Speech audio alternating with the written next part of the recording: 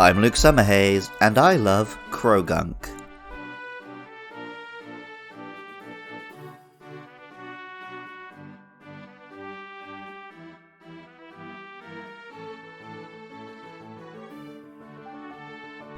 Poison dart frogs are infamous for being incredibly deadly, despite their diminutive size. Brightly coloured little frogs, mostly found in the rainforests of South America, the little creatures were sometimes called poison arrow frogs, as their poison was so often used in deadly weapons. Of course, the tiny amphibians were not hunting humans with their poisons. In fact, they don't use it for hunting at all, instead secreting poison as a defence mechanism to avoid their own predators. In their daily lives, these little frogs are actually doting parents and live on a diet of bugs. I've recently started meeting people who are scared of frogs and toads, which really surprises me. I think they're super cute.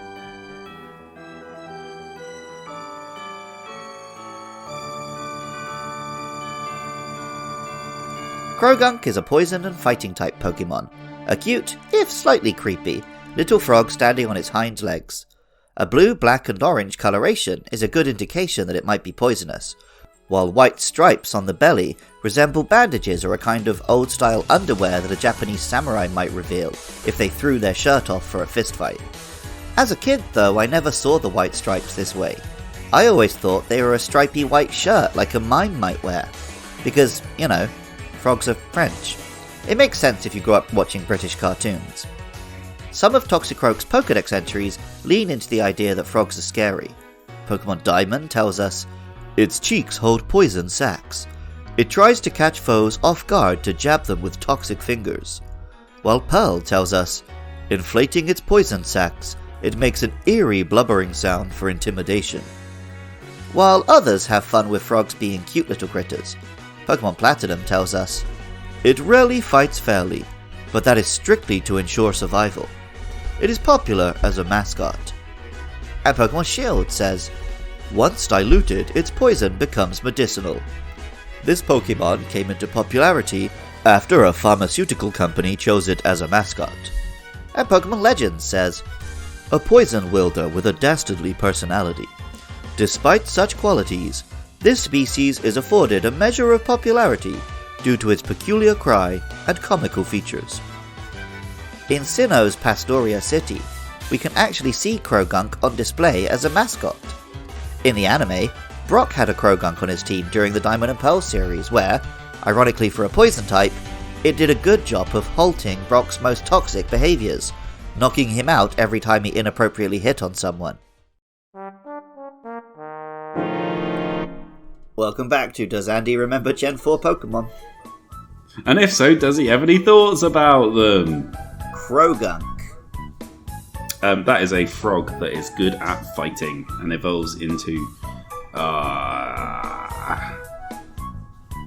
Croagunk. Oh, that's a great name. Toxicroak. Oh, that's not such a great name. Is it poison and fighting? Yeah. That's a wild type combo, isn't it? Yeah. Fair play. Is he available in Pokken? I feel he should be in Pokken. Oh, I think he might be, yeah. Yeah, it sounds like a Pokkenable monster, doesn't he? He might just be one that you can summon. I can't remember if you can actually play as him. Yeah, okay, fair enough. No, it's quite cool. Yeah, he's nice. I'm a big fan of fighting. Don't mind frogs. You know, it's a good time. Croagunk also appeared in Pokken Tournament, where it had the unusual honour of being the only monster to appear as a support Pokemon and then later also as a playable character. The name, Croagunk, combines croak, the sound of a frog, with gunk, as in the poisonous slime it uses. The Japanese name, Guregu, combines the Japanese frog onomatopoeia with a word for delinquents.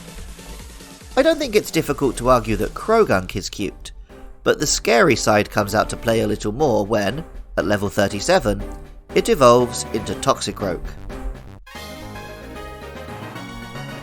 Toxicroak is a leaner creature, with proportions closer to an adult human.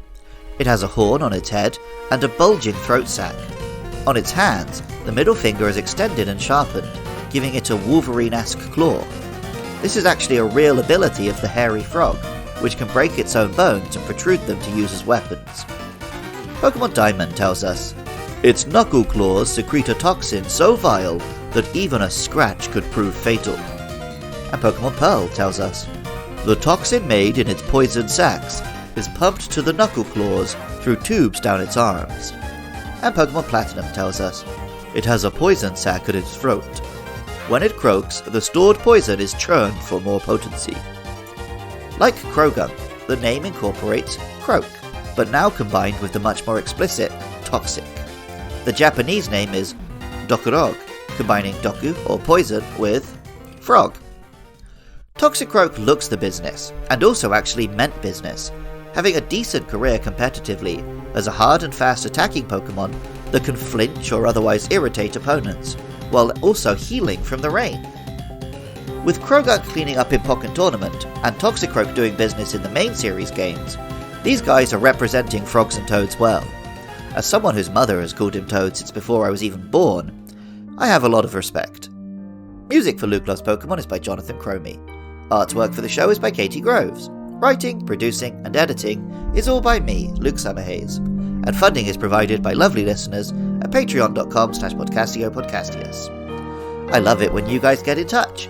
Hit me up on Twitter or Facebook at LukeLovesPKMN and let me know your thoughts about our next monsters, Carnivine and Finneon, or share your love for any Pokemon.